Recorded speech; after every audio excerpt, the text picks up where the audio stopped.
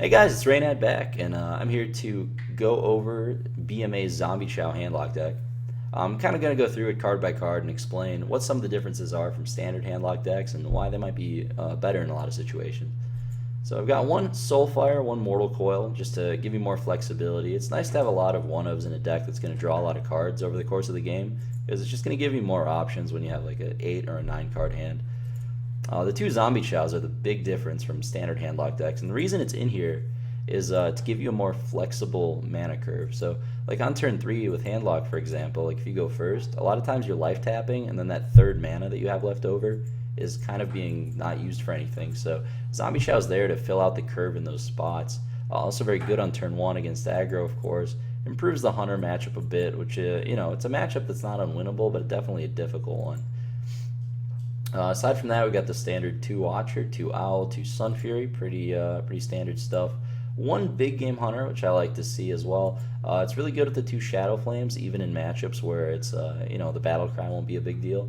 But it's just such a powerful effect to have, and it's cheap. So again, very strong in those games where you're drawing lots of cards. 2 Farseer, pretty standard. You're going to take a lot of damage, life tapping a lot, and it's also a great way to fill out the curve on turn 3 when you go second. Because you can't really life tap 3 turns in a row or you'll overdraw on turn 4. So you need something to play turn 3. Farseer is pretty much the best card for that role. 1 Hellfire, 2 Shadow Flames, a pretty good split. It's nice to have at least 1 Hellfire in the deck so that you're threatening it.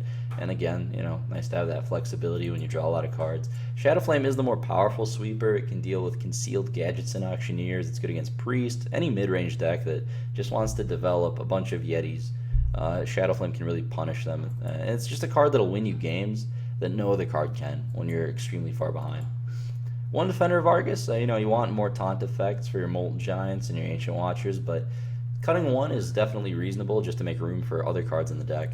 2 Twilight Drake, 2 Mountain Giant, 2 Molten Giant. Of course, the core of the deck synergize with the hero power, just give you nice proactive drops to apply pressure on your opponent throughout the course of the game.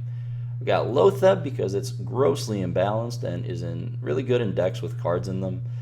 2 Sludge Belcher because you want to have a solid 5-drop, and this one's still really good when you're behind while still being good when you're ahead. So pretty much in any situation, it's just a strong 5-drop to have. And kind of makes up for playing 1 less Defender of Argus as well, just having more taunts in the deck.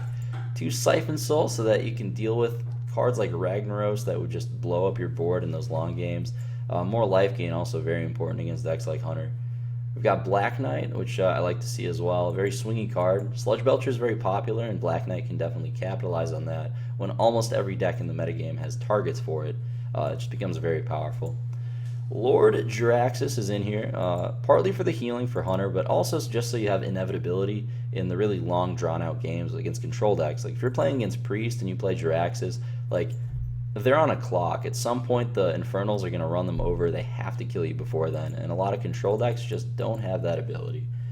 And that is the deck in a nutshell. Go ahead and read BMA's article. It goes very in-depth about the deck in general, the strategy, but I like the addition of Zombie Chow. It's definitely something I'll try out myself, and I hope you guys do too. See you next time.